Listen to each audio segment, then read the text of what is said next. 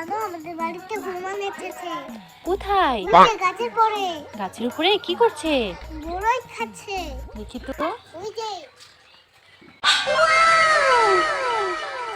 ও হুমায়রা, সত্যি তো হনুমান বড়ই খাচ্ছে।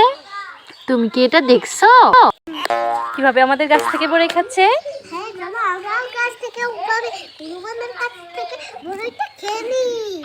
হনুমান তোমাকে কামড় দিবে। আরে তুমি যাও পেরে নিয়ে এসো। তুমি যাও। আরে আমার তো খেয়ে নেবে। আরে তুমি